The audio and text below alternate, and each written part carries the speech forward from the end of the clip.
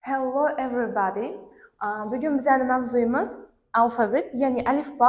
O'zi alifboda ingliz tilida 26 dona harf bo'ladi.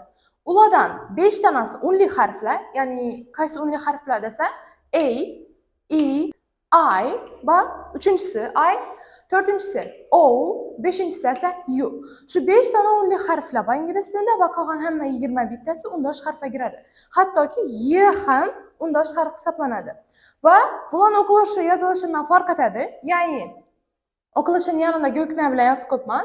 A, B, C, D, E, F, G, H, I, J, K, L, M, N, O, P, Q, R, S, T, U, V, W, X, Y, Z.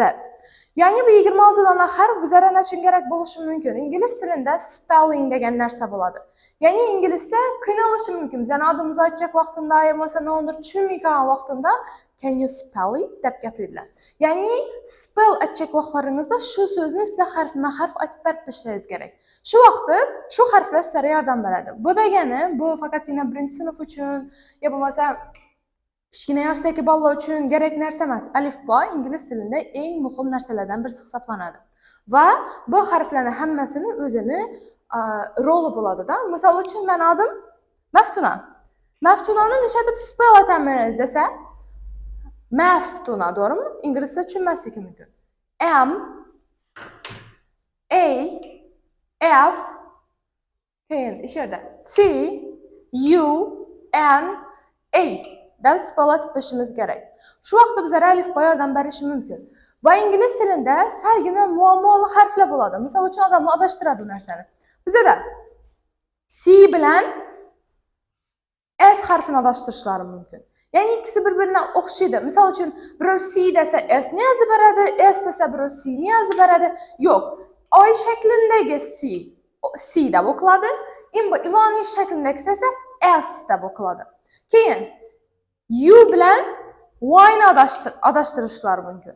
Misol uchun U bu U, Y esa Y, ya'ni oxiri Y bilan tugagani ikratki, ya'ni o'zbek tilida Y harfi hisoblanadi. Keyin A bilan I ni adashtirishlari mumkin. I harfi. Buni o'qilishi A, buni o'qilishi I.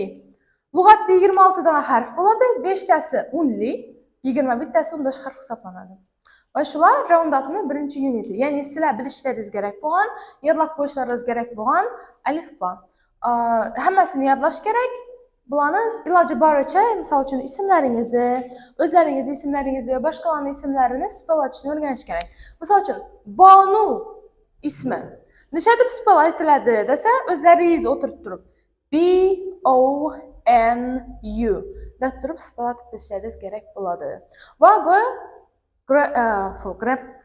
grammar va emas, roundupni birinchi uniti. Keyingi darsda AN ni o'tib beraman. Shuning uchun buni yodlang. Uyga vazifa sizlarga yodlash. Kстати,